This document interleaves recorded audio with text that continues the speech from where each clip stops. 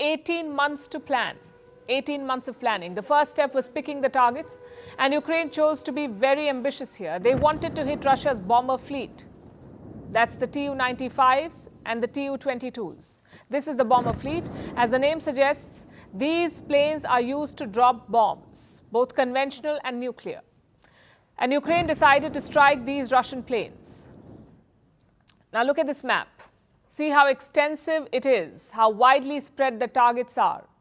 One is the Belaya base in Siberia. It is some 4,500 kilometers from the Ukrainian border, 4,500 kilometers. Another is the Olenia base. This one is located in Russia's Arctic region, almost 2,000 kilometers from Ukraine.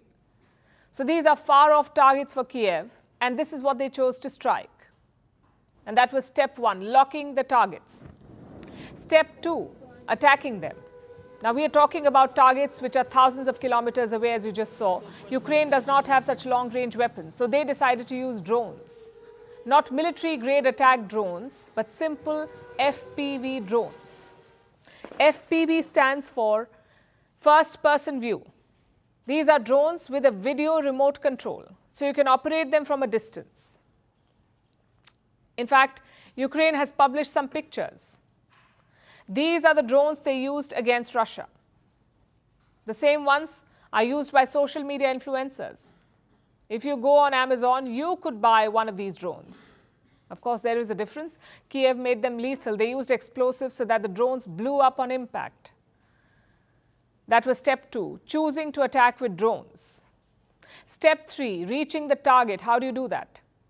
For this, Ukraine smuggled the drones into Russia. Then it smuggled special wooden boxes. Once both the drones and the boxes were inside Russia, they were put together. The drones were packed into the boxes. After that, they were loaded onto trucks. And here's something to note. None of this raised any suspicions. That's because it looked like routine activity. Hundreds of trucks probably crisscross Russia every day. So authorities completely missed the ones that were carrying Ukrainian drones. These trucks drove close to the bases that they were supposed to attack, and then it began. Ukraine used remote controls to open the boxes, and once the boxes opened, the drones simply flew out. It's hard to explain this in words. Here's an eyewitness video of what happened.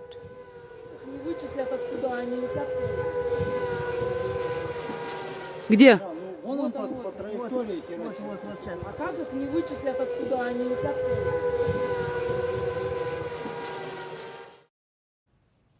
In total, Ukraine used 117 drones. Each drone had its own pilot, sitting thousands of kilometers away, guiding the weapon using a remote control. And now look at the impact, quite deadly. We have footage of the drone strikes. You can see the drone hovering over Russian bombers, then plunging into them and exploding. Take a look.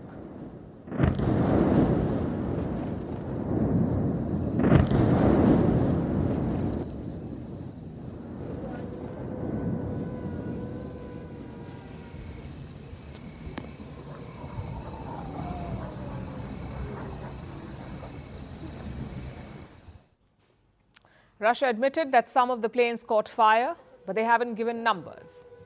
They also said that 3 other bases had been targeted, although those strikes were thwarted.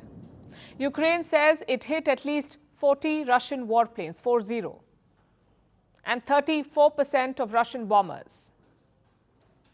That is Ukraine's claim. It says their attack cost Russia up to $7 billion. If true, this is a massive setback for Moscow. Just now, I received a report from head of the security service of Ukraine, Vasily Maluka. A brilliant operation was carried out. It took place on enemy territory and was aimed exclusively at military targets, specifically, the equipment used in strikes against Ukraine.